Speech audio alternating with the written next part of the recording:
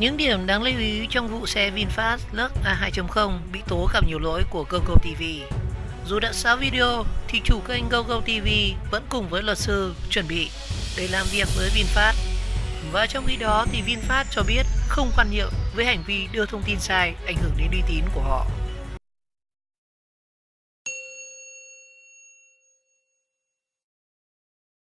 Và trong đoạn video clip dài hơn 30 phút được đăng trên kênh YouTube GoGo TV thì ông Trần Văn Hoàng cho biết chiếc VinFast Lux A2.0 của mình gặp rất nhiều lỗi liên quan đến cảm biến áp suất lốp, gạt mưa, sạc không dây, dù chiếc xe mới chỉ đi được khoảng 8.000 km. Và theo ông Hoàng chia sẻ trong video clip đăng tải trên YouTube thì thời điểm ghi hình vào buổi sáng ngày 21 tháng 4 năm 2021, chiếc VinFast Lux A2.0 gặp nhiều lỗi thuộc phiên bản cao cấp và có màu sơn ngoại thất là màu trắng, và chiếc xe này thì mang biển số là 66A13945. Vậy thì chiếc xe VinFast Lux A2.0 biển số 66A13945 đã gặp những lỗi gì? Và theo như ông Trần Văn Hoàng chia sẻ trong đoạn video clip của mình thì chiếc VinFast Lux A2.0 cao cấp do ông sở hữu đã gặp những lỗi như sau. Và lỗi đầu tiên đó là lỗi cảm biến áp suất lốp. Chiếc Lux A2.0 của ông Hoàng hiện cảnh báo áp suất lốp trên bảng đồng hồ và chủ xe đã kiểm tra và xác nhận lốp vẫn trong trạng thái tốt. Tuy nhiên thì chiếc xe vẫn hiện cảnh báo. Và lỗi này thì thường xuyên xảy ra nhất ở bánh trước bên phải và có thời điểm hiện cảnh báo áp suất lốp cả 4 bánh của chiếc xe. Và lỗi thứ hai đó chính là lỗi cần gạt mưa trên chiếc xe. Khi chiếc xe nổ máy thì cần gạt mưa tự động gạt, và tất cả các phím chức năng trên vô lăng bao gồm cả cần điều chỉnh của gạt mưa bị vô hiệu hóa. Và theo ông Hoàng thì tại thời điểm xảy ra lỗi thì trời không hề có mưa, và sau khi tắt máy thì cần gạt mưa dừng hoạt động và nổ máy trở lại thì tình trạng trên lại tiếp diễn. Và ngoài ra thì do không thể dùng được chức năng phun nước rửa kính, ông Hoàng cho biết cần gạt mưa tự chạy khiến cho bề mặt của kính lái bị nóng và bị xước rằm. Và lỗi thứ ba đó chính là lỗi đèn báo rẽ. Và trong đoạn video clip của mình thì ông Hoàng cho biết chiếc xe có gặp tình trạng gạt cần xi nhan nhưng đèn báo rẽ thì không hoạt động. Và lỗi thứ tư đó chính là lỗi về sạc không dây. Ông Hoàng cho biết khi để điện thoại lên phần sạc không dây ở vị trí tay trung tâm thì hệ thống có báo đã nhận sạc. Tuy nhiên chỉ một lúc sau thì lại hiện thông báo điện thoại đã ra khỏi chế độ sạc, dù điện thoại thì vẫn để ở vị trí ngay lúc ban đầu. Và theo như đoạn video clip thì khi chiếc xe chạy ở mức tốc độ xấp xỉ khoảng 50 cây số một giờ hay là 25 cây số một giờ hay là 10 cây số một giờ thì đều gặp tình trạng này. Và ông Hoàng chia sẻ tại thời điểm đó thì chiếc xe đang đi qua đoạn đường bằng phẳng trên quốc lộ 51. Lỗi thứ 5 đó chính là lỗi kiểm soát hành trình Cruise Control. Và theo ông Hoàng thì tính năng kiểm soát hành trình Cruise Control của xe có lúc hoạt động và có lúc thì không hoạt động. Lỗi thứ 6 đó chính là 4 cửa của xe phát ra tiếng kêu ẹc ẹc. Ông Hoàng cho biết đây là lỗi khiến ông khó chịu nhất và đã phải đưa chiếc xe đi sửa rất nhiều, ít nhất là 3 lần. Và đây cũng là lỗi duy nhất được ông Hoàng đăng ảnh chụp biên bản làm việc giữa đại lý và khách hàng lên đoạn video clip. Và theo như biên bản thì đại lý và khách hàng đã xác nhận đã xử lý xong lỗi cửa phát ra tiếng kêu ẹc ẹc. Tuy nhiên thì sau khi sửa lỗi này thì ông Hoàng nhận định chiếc xe chạy có tiếng ồn và nghe rõ tiếng xe máy bên ngoài và cả tiếng ồn từ lốp xe. Và đồng thời ông Hoàng cho biết sau khi được chạy chiếc xe demo để so sánh thì cả ông và đại lý đều xác nhận xe của ông ồn hơn, thì đại lý mới đưa ra lý do xe demo được phủ gầm nên sẽ ít ồn về lốp hơn.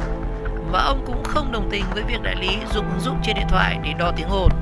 Lỗi thứ 7 đó chính là lỗi từ bàn đạp phanh. Và theo ông Hoàng thì đạp phanh khi bàn đạp ở vị trí ban đầu sẽ phát ra tiếng kêu, và tình trạng này thì không xảy ra liên tục và tái diễn sau khoảng mỗi lần 5 lần đạp phanh, và không xảy ra khi đạp phanh từ trạng thái đang giả phanh. Lỗi thứ 8 đó chính là lỗi của động cơ. Ông Hoàng cho biết đôi lúc chiếc xe hiện cảnh báo kiểm tra động cơ, dù theo ông thì chiếc xe vẫn đang vận hành một cách bình thường, và tình trạng này kéo dài qua một đêm hoặc để từ 10 đến 15 tiếng thì chiếc xe sẽ tự báo lỗi. Lỗi tiếp theo đó chính là lỗi nắp bình xăng. Ông Hoàng cho biết nắp bình xăng không thể đóng khít và cần có một người phải ấn giữ nắp và một người thì phải ấn nút khóa cửa ở bên trong chiếc xe thì mới có thể đóng khít được chiếc nắp này. Và lỗi cuối cùng đó chính là lỗi tiếng gió lọt vào trong xe. Và theo ông Hoàng thì hệ thống cửa bị lỗi khiến cho tiếng gió lọt vào trong xe.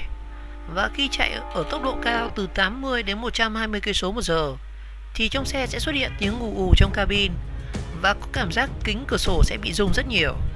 Và sự phản hồi từ phía của VinFast. Chiều ngày 2 tháng 5 năm 2021 thì trên trang Facebook chính thức của VinFast Việt Nam đăng tải thông tin phản hồi về vụ việc kênh YouTube GoGoTV đăng clip tố xe VinFast Lux A2.0 dính rất nhiều lỗi. Và cụ thể thì VinFast cho rằng từ ngày 20 tháng 4 đến ngày 28 tháng 4 năm 2021 thì ông Trần Văn Hoàng, chủ kênh YouTube GoGoTV đã sản xuất và đăng tải clip có nội dung không đúng sự thật về chất lượng của xe VinFast Lux A2.0, gây hoang mang cho người dùng và ảnh hưởng tới uy tín của VinFast. Và theo đó thì VinFast đã gửi đơn tố cáo cùng đầy đủ bằng chứng ra cơ quan công an về hành vi sản xuất và lan truyền thông tin sai sự thật của ông Trần Văn Hoàng. Và cơ quan công an đã tiếp nhận đơn tố cáo và có lịch mời ông Hoàng lên để làm việc.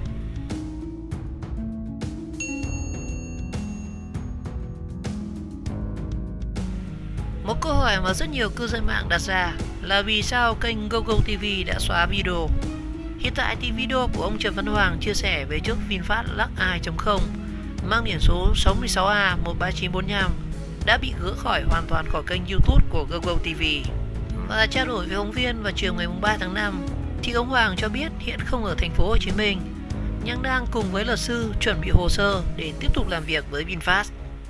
Và nói về lý do xóa video thì ông Hoàng cho biết tính ông không thích ồn ào. Về thông tin cho rằng ông đưa tin lên mạng xã hội không chính xác thì ông Hoàng cho biết mình có đầy đủ thông tin như trong video ban đầu và có nhiều bằng chứng khác nhưng chưa thể công khai vào lúc này. Và ông Hoàng cũng từ chối gặp báo chí và không đưa ra được các biên bản các lần sửa xe với VinFast. Kênh GoGoTV xuất hiện trên YouTube từ ngày 20 tháng 6 năm 2018. Hiện có hơn 457.000 người đăng ký và là có tổng lượt truy cập hơn 91 triệu view. Kênh này đăng các clip đặt cọc trước xe VinFast Lux A2.0 vào ngày 1 tháng 1 năm 2021 và clip nhận xe vào ngày 6 tháng 1 năm 2021. Cần phải xác định rõ bản chất của vụ việc. Và chia sẻ nhanh với phóng viên thì luật sư Phan Vũ Tuấn, đại diện công ty luật Phan Luật cho biết bản chất vụ việc cần phải được phân tích rạch ròi giữa hai yếu tố. Thứ nhất là bảo vệ quyền lợi của người tiêu dùng và đăng tải thông tin không chính xác về doanh nghiệp. Và có thể hiểu rằng nếu sản phẩm gặp vấn đề trong quá trình sử dụng thì khách hàng có quyền được phản ánh. Tuy nhiên thì thông tin đưa ra không được ảnh hưởng xấu đến cá nhân hay là tổ chức khác. Và có thể hiểu rằng nếu sản phẩm gặp vấn đề trong quá trình sử dụng. Và theo luật sư Trần Bá Học, đoàn luật sư thành phố Hồ Chí Minh thì việc VinFast gửi đơn kiện GoGoTV vì cho rằng kênh này vu khống, tung tin sai sự thật thì có lẽ sẽ phải chờ cơ quan công an xác minh và làm rõ. Và nếu nhận thấy không có dấu hiệu hình sự thì cơ quan công an sẽ hướng dẫn họ khởi kiện dân sự vì đây là vấn đề giữa người tiêu dùng và nhà sản xuất. Và còn ở phía anh Hoàng thì nếu nhận thấy chiếc xe có lỗi trong quá trình sử dụng, bảo dưỡng bảo trì rất nhiều lần nhưng không được khắc phục thì người dùng có quyền gửi đơn khiếu nại đến Hiệp hội Bảo vệ quyền lợi người tiêu dùng, Cục Đăng kiểm Việt Nam hoặc là phản ánh đến các cơ quan truyền thông và báo chí. Còn đối với phía VinFast thì hãng có trách nhiệm phải kiểm tra xác minh những lỗi trên xe có đúng hay không. Và nếu muốn kiện GoGoTV thì hãng phải đưa ra được bằng chứng về việc vu khống và sai sự thật. Hiện tại thì vẫn cần phải chờ kết luận từ phía cơ quan điều tra.